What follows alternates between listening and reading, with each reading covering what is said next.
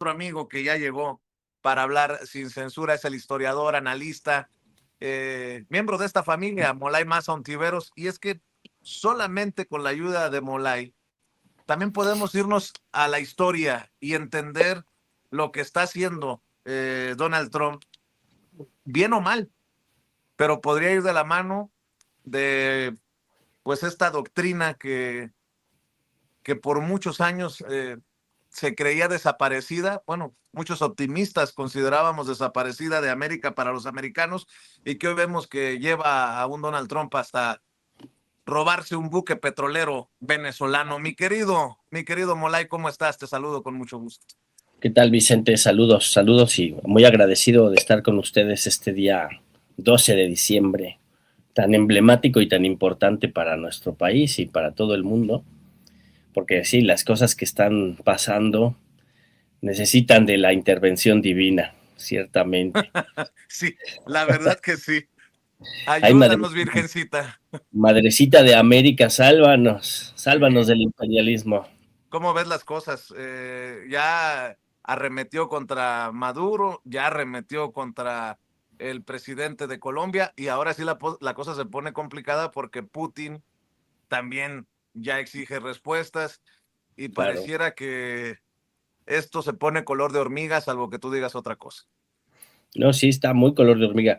El asunto es que la doctrina Monroe nunca desapareció, ¿no? El, el asunto que se presenta ahora es la ratificación de la política de Estados Unidos frente al mundo, desde que Estados Unidos es el imperio que mayor cantidad de acumulación de capital ha logrado y que mejor ha logrado desatar su armamentismo, ¿no? Desde finales de la Segunda Guerra Mundial inició ese proceso, ¿no? Su intervención en América Latina pues también es una intervención histórica, desde la intervención en Nicaragua a mediados del siglo XX, ¿no? Y luego las intervenciones para frenar los procesos revolucionarios de Guatemala contra Jacobo Arbenz, ¿no?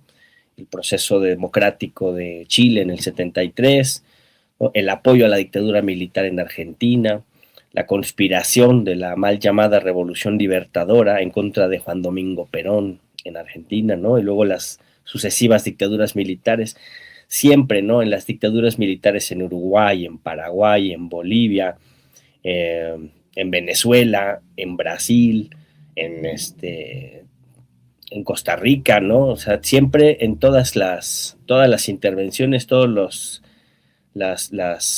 los procesos de, de, de conspiración y desmantelamiento de gobiernos nacionalistas, democráticos o mínimamente progresistas, siempre ha estado detrás Estados Unidos, ¿no? Y en el siglo XXI, pues el golpe de Estado en Honduras en contra de Manuel Zelaya, ¿no? Y luego cómo se apoyó a los gobiernos que siguieron ese golpe de Estado para hacer fraudes electorales e instaurar una dictadura cívico-militar, ¿no? Que el gobierno de Xiomara Castro logró abrir una pausa e iniciar un proceso de reconstrucción, pero eso ha sido frenado, o por lo menos eso parece, pretende ser frenado con un fraude electoral y con la intervención de Donald Trump. Pero si hacemos esta lectura, nos damos cuenta que esa es la política de Estados Unidos, no es la política de Donald Trump en lo particular, ¿no? Es la política del imperialismo. Cuando cayó la Unión Soviética en el 90, 89, 90, en esa época, ¿no? De la caída del muro de Berlín y el desmantelamiento de la Unión Soviética, ciertamente lo que pasó es que la correlación de fuerzas favoreció al gran capital frente a los estados nacionales, ¿no? Y no digamos frente a las izquierdas, ¿no? Las izquierdas se desdibujaron.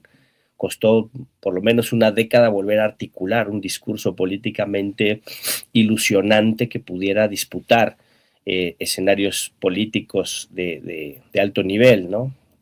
Hasta la llegada de Hugo Chávez Frías, ¿no? A finales del siglo XX, ahí se recuperó un poco la ofensiva, ¿no? Pero durante esa década se instauró la idea de que estábamos en una nueva era de democracia y libre mercado, ¿no? Y que ahora pues esas democracias liberales serían las que ordenarían en un mundo basado en reglas la disputa de poderes y los desequilibrios del propio capital, ¿no? Porque el propio capitalismo, las propias empresas transnacionales, los propios fondos de inversión y los bancos, pues ellos traen sus propias batallas, ¿no? Sus propias competencias. Se disputan el mundo y desatan guerras para ellos mismos dinamizar sus mercados y arrancarse y arrebatarse espacios de influencia y áreas de influencia, ¿no? Y ya los pobres del mundo, los de a pie, somos los que ponemos los muertos, ¿no? Ellos acumulan riqueza, nosotros ponemos los muertos. Entonces ese sistema mundial aparentaba no ser un sistema mundo injusto basado en la dominación de un centro imperial hacia los países periféricos, ¿no? Y se diluyó del lenguaje político esto que estamos diciendo ahorita, ¿no? Esto que con tanta claridad se ve en el escenario internacional, el imperialismo y la piratería, ¿no? Ahora están más que nunca mostrados y causando estragos, ¿no? Y ahora sí, o sea, todos los que renegaron de la categoría imperialismo para analizar el sistema mundial global, pues ahora tienen que rehacer todos sus ensayitos y volver a repensar en el imperialismo. Todos los que pensaron que el colonialismo se había terminado, ya estaban pensando en una sociedad postcolonial y una teoría postcolonial, pues es hora de caminar sobre sus pasos hacia atrás y revisar nuevamente sus postulados, porque el imperialismo y el colonialismo están más vivos que nunca y están relanzados. Tan vivos que también necesitan brazos para realizar o cumplir sus operaciones en los países en donde se decida. Me refiero a María Corina Machado, por ejemplo, mi querido Molay, que con sus declaraciones también queda exhibida, ¿no? Dice, Venezuela, cuando le preguntan si está a favor de una invasión extranjera, una invasión militar en Venezuela, dice, Venezuela ya está invadida, y empieza a dar una lista de grupos, organizaciones, y dices, ¿con qué soltura dicen cosas que van de acuerdo a la narrativa esta que los ha llevado a un premio Nobel de la Paz? Qué horror. No, sí, justamente, o sea, este corolario de la doctrina Monroe, ¿no? Pero, fíjate, tal vez lo nuevo, lo novedoso es esta desfachatez y este cinismo del trumpismo, ¿no? Que durante toda la historia del imperialismo norteamericano se habían ocultado bajo el discurso de la libertad y la democracia, ¿no? Y sus intereses coloniales y sus genocidios y sus asesinatos y sus conspiraciones, por eso eran conspiraciones, las de la CIA siempre las ocultaban, ¿no? En la narrativa de la libertad y la democracia, ¿no?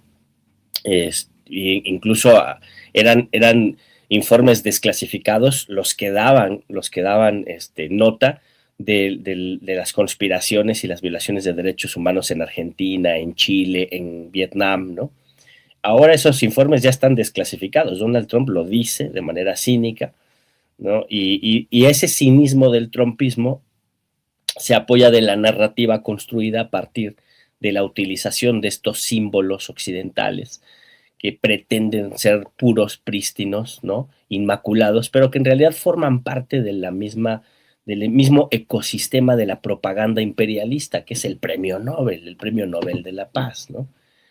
Entonces, pues sí, o sea, se inventan una marioneta, ¿no? Necesitan estas marionetas, ¿no? Se inventan la marioneta de María Corina Machado, María Golpista Machado, le dicen ya, ¿no? Y la llenan de un contenido falso, ¿no? La entrenan para que sea así, con una sencillez y una facilidad y una simpleza pueda sacar las mentiras que se le antoje, ¿no? Pero también justo ahí está el presidente de la comisión del Nobel, también es otra marioneta más, ¿no? O sea, ¿qué demonios tenía que estar él pidiéndole a Maduro que dejara el gobierno? O sea, ¿quién se creen que son los europeos, los noruegos, los del Nobel, para estar diciéndole a un país latinoamericano cómo se debe gobernar y cómo no se debe gobernar, ¿no? Y hacen toda esta puesta en escena, que afortunadamente esa puesta en escena del Nobel fue manchada por las movilizaciones callejeras de la gente que salió a protestar Y esa gente que salió a protestar, no protestaba solo por la mentira y el montaje y lo patético que es que una persona que promueve el belicismo, que promueve la violencia, que promueve la guerra, como es esta María Golpista Machado, no solo protestaban contra ese personaje nefasto, sino que también protestaban contra la intervención militar en Venezuela, ¿no? Y por eso llevaban banderas de Venezuela y por eso llevaban banderas de Palestina, y es gente que está ya, es lo que hace 10 años se burlaban de uno, y yo te lo digo por experiencia, ¿eh? En muchos espacios universitarios o incluso en muchos espacios de la izquierda se burlaban de tu servidor y de muchos camaradas más cuando hacíamos un análisis que incluyera la peligrosidad del imperialismo y su proceso de fascistización. Y Sí, hoy, por mucho tiempo cuando hablabas de imperialismo, ay, ay, pinche comunistoide, trasnochado, trasnochado, ándale, sí. Y la gente tiene que darse cuenta que ustedes estaban, y lo digo por como historiador, querido Molay, estuvieron en lo cierto siempre, estuvieron del lado correcto de la historia, perdón, pero es importante señalarlo, porque ya no se puede permitir el chiste fácil sobre estas cosas que tienen un impacto importante en nuestros días. sí, y si no lo caracterizamos de manera correcta, no vamos a ver cuáles son las formas de lucha que necesitamos para oponernos a esta andanada imperialista de Estados Unidos, de Europa, ¿no? Y los conflictos que puede crear a nivel global, ¿no? Porque una cosa es el show, la parafernalia, ¿no? La propaganda que crean alrededor de María Golpista Machado, el Nobel, ¿no? Y otra cosa ya son los ataques directos, ¿no? Brutales, que son como tres elementos que hay que tenerlos muy claros, ¿no? Uno es el crimen de guerra, ¿no? Puro y duro en las costas del Pacífico y del Caribe, ¿no? Eso de matar gente por ser sospechosa es una brutalidad, ¿no? Es totalmente irracional, ¿no? Incluso ese mundo neoliberal que tanto defendieron está contrapuesto a esta lógica imperial, ¿no? Desatada. Entonces es la desesperación del leviatán imperialista por rehacerse de los recursos naturales porque va en descenso y no tiene propias formas de reabastecer y restablecer sus dinámicas de consumo y por eso se lanza a apoderarse de los recursos del planeta, y empezando por América Latina. Entonces empieza con el asesinato, con el crimen en contra de pescadores o en contra de personas sospechosas a las que no se les ha demostrado nada, no se les ha hecho ninguna investigación, no se les ha hecho ninguna acusación en firme, no se les ha hecho ningún juicio. En cualquier estado de derecho, esto es un crimen de guerra, lo que está haciendo Donald Trump en el Pacífico y en el Caribe. Pero tenemos una comunidad internacional que no alza la voz. Entonces ahí está un elemento importante, ¿no? Luego el otro paso trascendente es la, la, amenaza de ocupación, ¿no? de Venezuela y el objetivo de el cambio de régimen en Venezuela, ¿no? Cuando ya intervino electoralmente en dos países con resultados que se pueden hacer análisis más complejos, porque yo no creo que el elemento central de la victoria de Milei o de la victoria o del fraude electoral en Honduras, el elemento central no es lo que Trump dijo, sino el elemento central es cómo se construye un fraude y cómo se apoya un fraude desde el centro imperial, más lo que Trump dijo, eso sí, ¿no? Pero ese es ese intervencionismo puro y duro, finalmente eso es lo concreto, es que están interviniendo. Entonces te quitan gobiernos, te hacen fraudes electorales y luego amenazan militarmente de quitar un gobierno electo. Te puede gustar o no te puede gustar Maduro, pero fue electo por su pueblo, ¿no? Y la oposición te puede caer bien o te puede caer menos bien, pero no ha tenido la capacidad política de articular democráticamente una fuerza suficiente para ganar la elección. Y eso es así, y punto. Cuando la izquierda no ha tenido capacidad de articular esa fuerza para ganar una elección, pues no la gana, y ya. Y se reorganiza y se vuelve a lanzar una y otra vez hasta que ganamos, ¿no? Y los de derecha cuando no ganan hacen berrinche y van a llorarle al imperio para que tumbe a los gobiernos que sí ganaron las elecciones. Eso es Otra vez, en cualquier sistema de derecho, en cualquier estado de derecho, en cualquier sistema democrático, en cualquier orden basado en reglas que tanto presumen los gringos, presumían, pues eso es totalmente irracional, totalmente ilegítimo. Y viene esta tercera etapa, la tercera etapa que se abre con la piratería pura y dura y abierta, que es el robo, ¿no? El robo en descampado, descarado, absolutamente ilegal, absolutamente inconcebible en cualquier idea de equilibrios internacionales. Esto es una declaración de guerra a todo el sistema de la normatividad del mercado y de la jurisprudencia global. O sea, el mensaje para el mundo es: yo puedo hacer lo que yo quiera, yo me puedo robar lo que yo quiera, ¿no? Y es piratería, ¿no? Finalmente esto es la piratería. A cualquiera, ¿no? O sea, Donald Trump le está diciendo a cualquier país, si a mí se me antoja, te robo tus naves, ¿no? Así. Peor que la reina de Inglaterra en el siglo XV, ¿no? Peor, ¿no? 14, 15, 16, 17, hasta el 18, ¿no? O sea, ¿no? Los siglos del proceso de piratería se quedan con el ojo cuadrado, viendo cómo el imperio gringo usa su ejército abiertamente, ¿no? Ni siquiera porque los piratas, justo los piratas eran navíos con banderas de ningún país, ¿no? Pagados por las monarquías para robar las mercancías de otros países, ¿no? En el mar.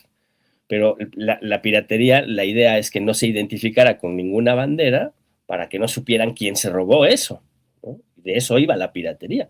Y después ese comercio robado se vendía y las ganancias de esas ventas llegaban a la corona, ¿no? Llegaban al gran poder, ¿no? Pero siempre era subrepticiamente, ¿no?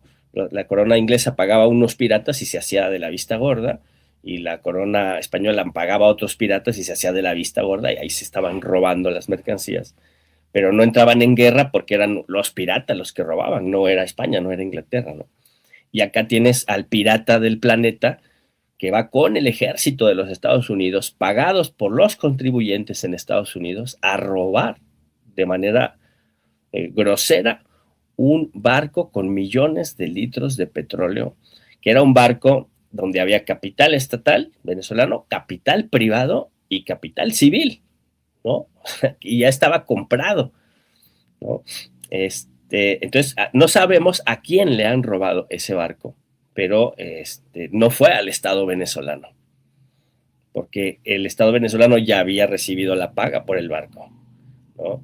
Entonces, esto fue un robo a terceros, ¿no? Y entonces por eso Rusia dice: explíquennos por qué, con qué motivación, con qué razones, con qué justificación ustedes pueden robar un barco de petróleo, ¿no? Y porque si pueden hacer eso en el Caribe, lo pueden hacer en el Pacífico, lo pueden hacer en el Golfo Pérsico, lo pueden hacer en el Golfo de Hormuz, ¿no? Va a llegar el momento en el que cualquier potencia pueda decir: esto es mío, yo me lo quedo, y se acabó el sistema jurídico internacional, ¿no?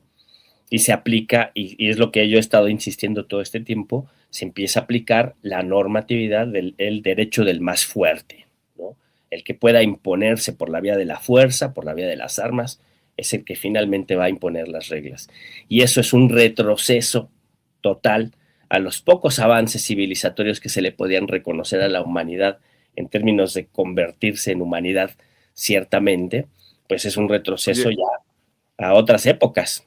oye, y hablando de otro país en el mismo marco, pero no en retroceso, sino creo que dando pasos importantes, el caso de Honduras, ¿no? Y la presidenta Xiomara Castro que dice: a ver, todo parece indicar que van a anular las elecciones. Ha Deben. dado la orden al Congreso Nacional que vayan a sesión y que se analice la cancelación de las elecciones de este año por la mano extranjera. Y esto sí es también de análisis, así como lo estás analizando, lo peor que estamos viendo, esto que, pues que también obviamente tiene la mano oscura de los que mueven la cuna, los que mecen la cuna, pero la respuesta del gobierno de izquierda me pareció o me parece para el análisis, Molay. Sí, por supuesto. Y yo creo que ahí el análisis debe poner el foco en justamente qué respuesta deben dar los pueblos, ¿no? En qué nivel y de qué formas, ¿no? Para responder justo a esta ofensiva imperialista, que es una ofensiva imperialista que si no la respondemos adecuadamente, ciertamente nos va a meter en una crisis global de la que no vamos a salir, ¿no? Y digo que no vamos a salir porque las afectaciones en los ecosistemas serán de tal magnitud que la civilización humana adelantará cada vez, adelantaremos por lo menos 100 años, ¿no? El calentamiento global, si los gringos empiezan a hacer bombardeos como los que les gusta hacer, ¿no? Aquí en América. Entonces esto hay que frenarlo. ¿Cómo lo frenamos? Pues ahí están dando la pauta Xiomara Castro, ¿no? O sea, utilizando las formas políticas, diplomáticas, democráticas para frenarlos. Porque ahí en Honduras era evidente el fraude. O sea, había pruebas. Días antes de la elección empezaron a brotar pruebas de que se estaba organizando un fraude. Se filtraron grabaciones de llamadas telefónicas de los consejeros del Consejo Electoral, donde estaban ya dando cifras y números que luego aparecieron como resultados de la elección, ¿no? O sea, ellos hablaban ya de cómo iba a haber fraude y de cómo ellos querían causar, incluso ahí está la cuestión, ellos querían causar la anulación de la elección y una serie de disturbios, ¿no? Querían que la izquierda cayera en una trampa de desestabilización del país a partir de la cancelación de la elección. Por eso no es fácil hacer la cancelación y jugar al juego que ellos estaban estableciendo, pero se tiene que resistir. Entonces, el Partido Libre se llamó a Asamblea General, se discutió la táctica y sí se avanzó sobre la idea de convocarse una gran Asamblea Nacional el 13 de diciembre y discutir la lucha, la movilización para frenar el fraude electoral, ¿no? Y luego el gobierno, como representación de su pueblo, que eso es lo importante, ¿no? El gobierno actúa porque es representante de un pueblo que lo elige, ¿no? No es Xiomara Castro actuando por sus fueros, sino es la presidenta Xiomara actuando en defensa de la soberanía de su país, ¿no? Y como representante de millones de seres humanos que la eligieron para defender esa soberanía. Y ha habido estos días también contradicciones, ¿no? Porque justamente Mel Zelaya, el esposo de Xiomara, el expresidente al que le dieron golpe de Estado y que es uno de los dirigentes más importantes del Partido Libre, él dijo que sí reconocía como ganador a Nasrallah, ¿no? Y eso generó en muchos espacios pues contradicciones y dudas, ¿no?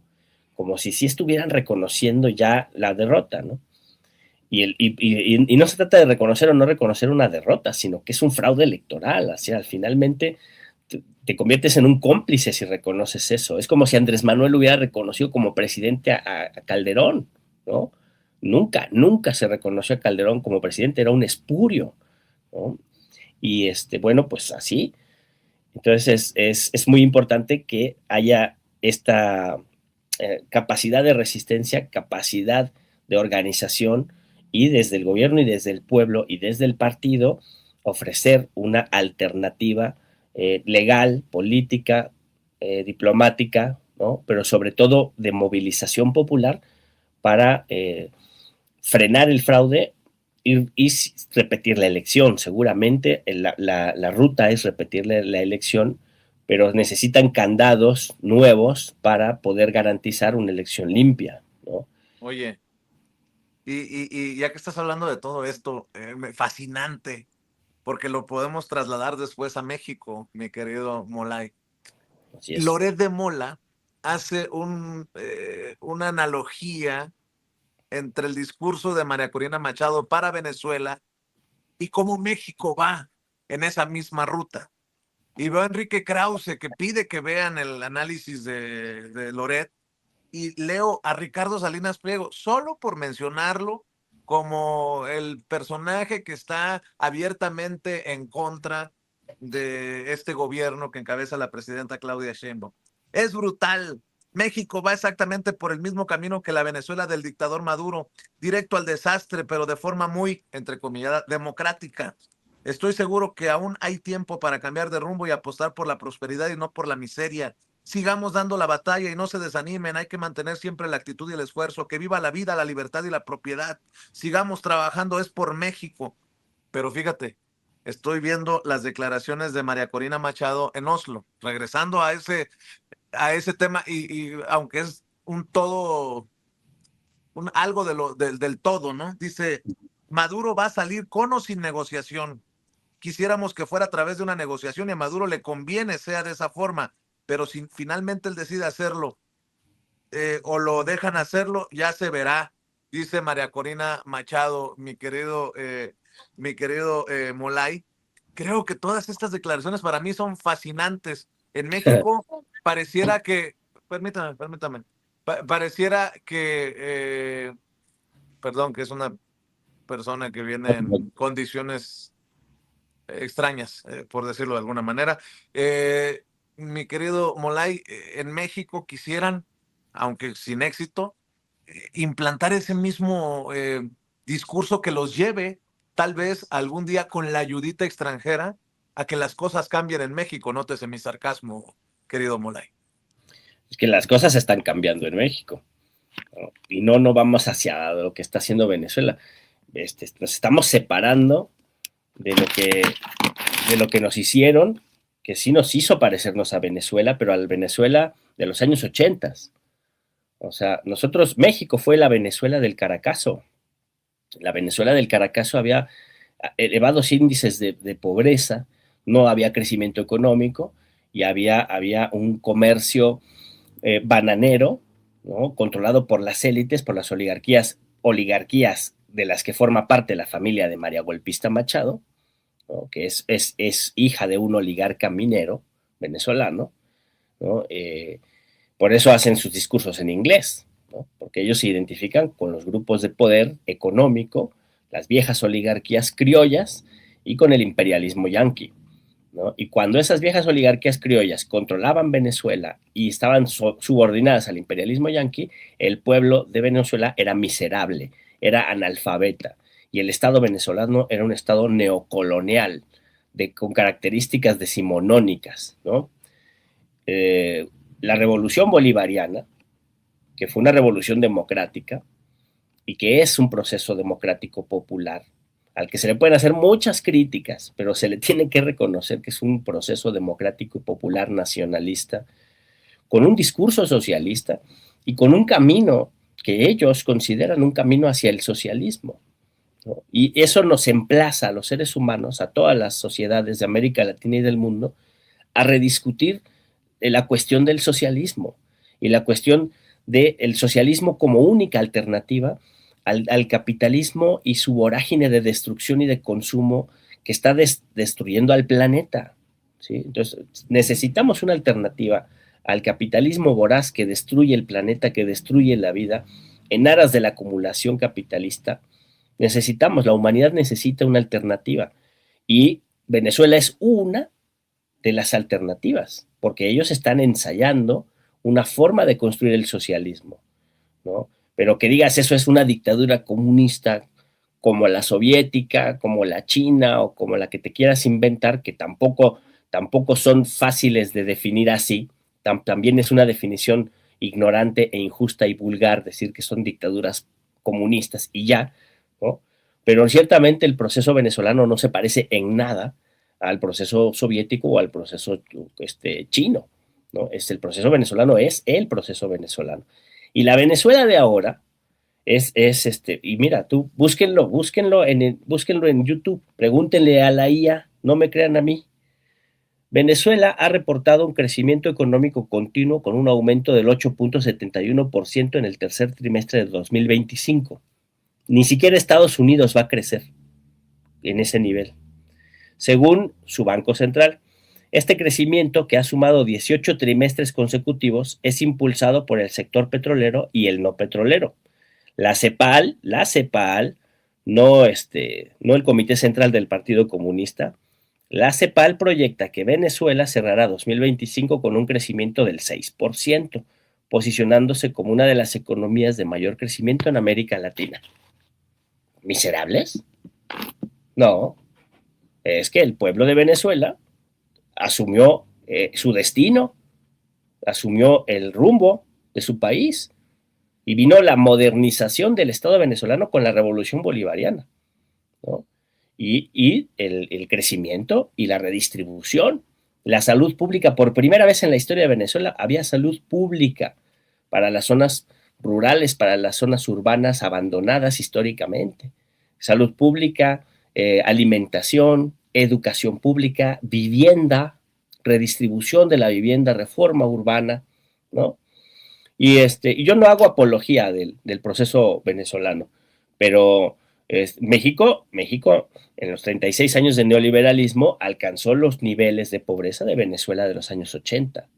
Entonces, el problema no es que seamos Venezuela ahora, que vayamos hacia ser Venezuela ahora. El problema es que nosotros ya fuimos la Venezuela neoliberal, la Venezuela azotada por los neoliberales, la Venezuela que obligó al pueblo a levantarse en el Caracazo y que lo reprimió y lo asesinó, porque la peor represión que ha vivido el pueblo venezolano la han hecho los gobiernos oligárquicos, ¿no? Cuando asesinaron a su pueblo en el Caracazo. Esa Venezuela del Caracazo, nosotros nos convertimos en eso en los años del neoliberalismo. Alcanzamos esos niveles de pobreza, alcanzamos esos niveles de abandono, ¿no? Y ahora hicieron su revolución bolivariana, su proceso de construcción del socialismo, han logrado superar varias barreras que antes eran casi imposibles, de discriminación y de marginación, las han logrado superar. Por supuesto que tienen problemas económicos, tuvieron su periodo especial porque fueron bloqueados económicamente, porque son asediados militarmente, pero aún así son una economía pujante, ¿no? Son el país que más ha solidarizado con Cuba, que es otro de los países que están siendo brutalmente atacados por el imperialismo gringo, ¿no? Y Venezuela se ha solidarizado con Cuba de manera ejemplar, ¿no? Con alimentos, con medicinas, con insumos para los hospitales, ¿no? Y México está saliendo ahora, ¿no? Que también logramos derrotar a los neoliberales, logramos derrotar a los títeres de las oligarquías. México está construyendo su propio camino hacia la reconstrucción de la soberanía, hacia la recuperación de la independencia, hacia la reconstrucción de las plantas técnicas, económicas, científicas, industriales, que lo destruyeron los neoliberales, ¿no? O sea, es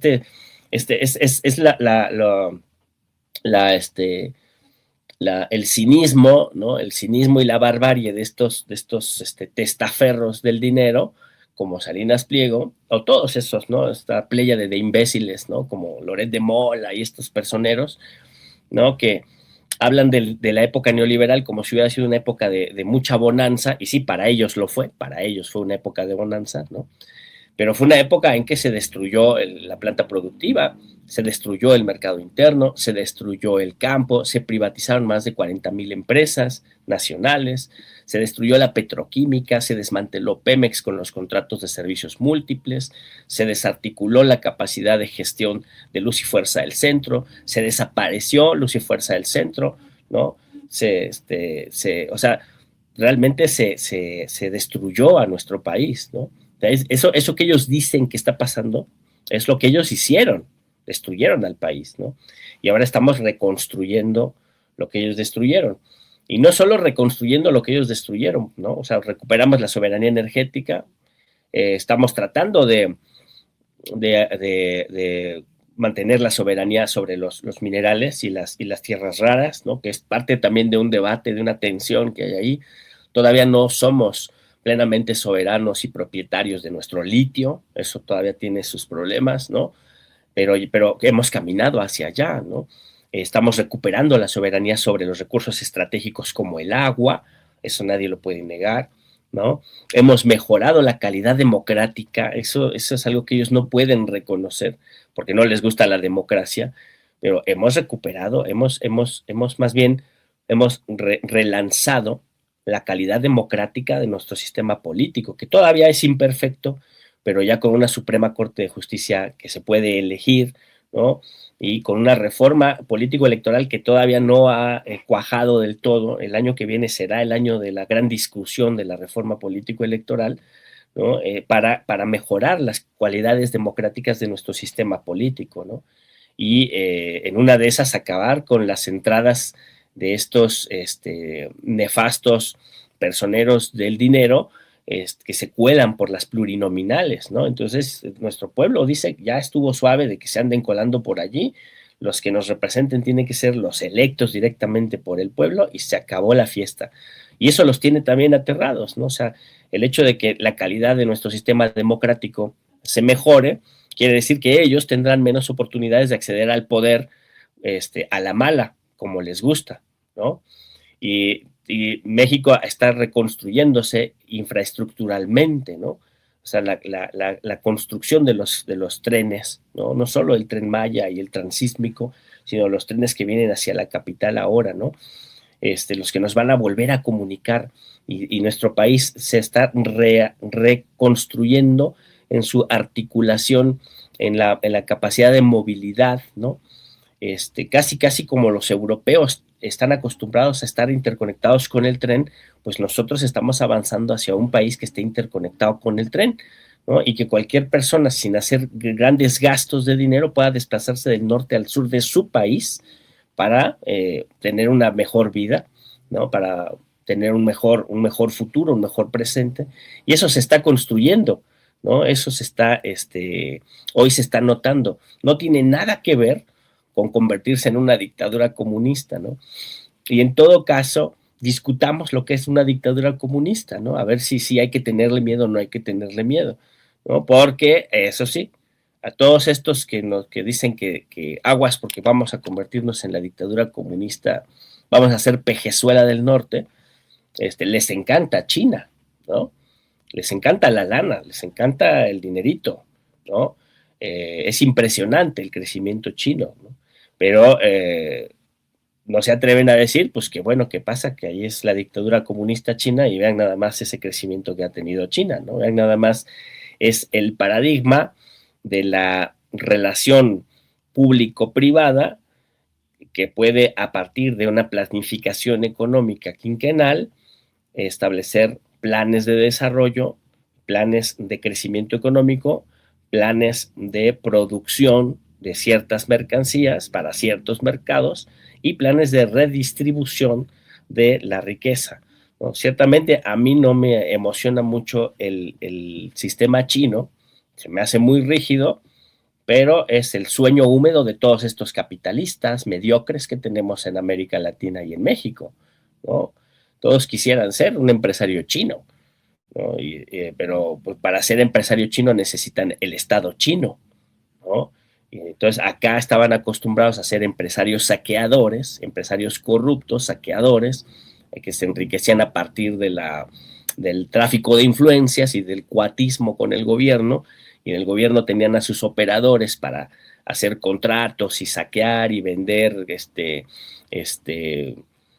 no sé, contratos, ¿no? Y vender empresas y vender terrenos y el agua, adueñarse del agua y de la tierra y de los recursos públicos, y estaban acostumbrados a ese sistema.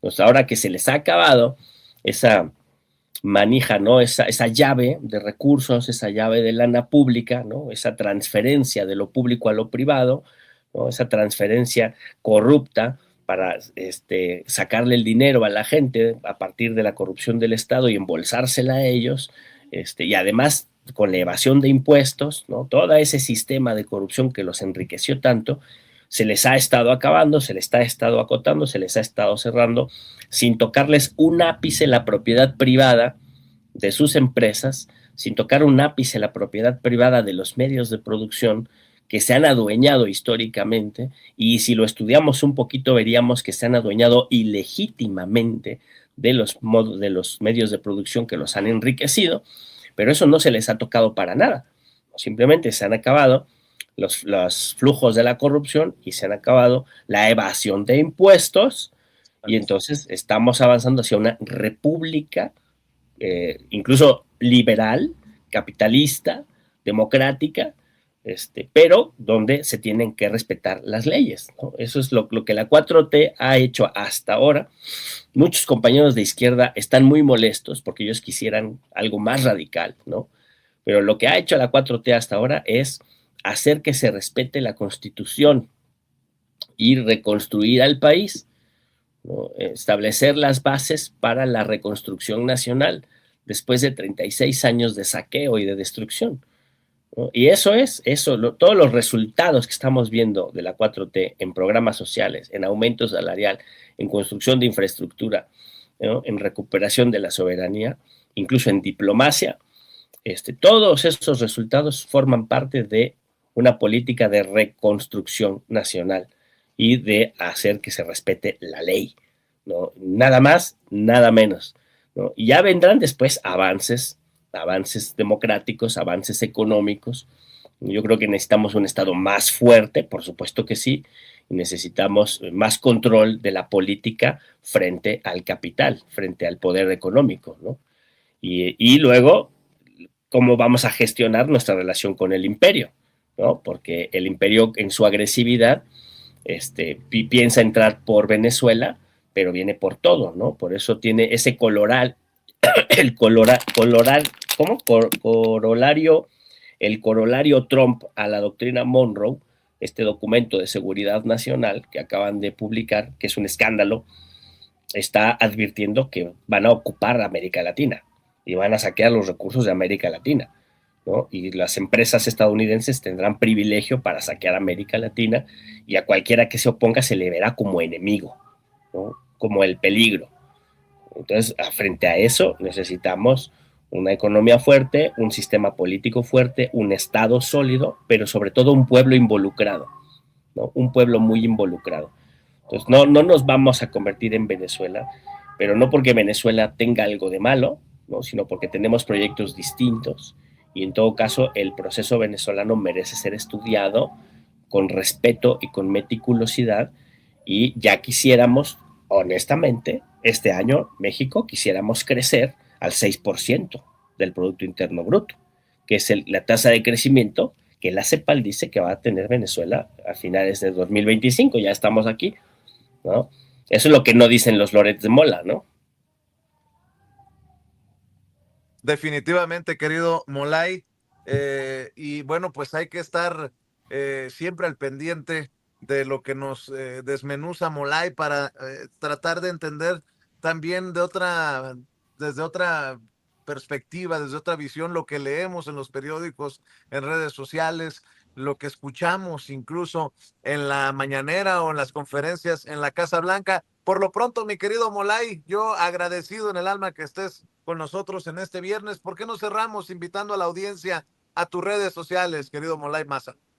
Pues muchas gracias. Yo les agradezco mucho el espacio, la invitación y les invito a todas las que nos ven, los que nos ven, pues a comunicarnos a través de las redes, ¿no? Ahí en X Molay-Maza, en Facebook Molay Maza, en TikTok Molay otra vez y ahí me encuentran, ¿no? En otras redes, Molay Maza, sí me encuentran en cualquier lado. Y pues ahí el trabajo que realizamos en la 4TV, donde también pueden pasar a informarse y a ver las entrevistas y los programas que hacemos, las colaboraciones que tenemos por allá también. Y eso, pues a seguir luchando, porque esta etapa de nuestra historia como país, como continente y como humanidad, va a depender de la capacidad de los pueblos de organizarse y de defenderse. Como dice el presidente eterno Andrés Manuel López Obrador, solo el pueblo salva al pueblo.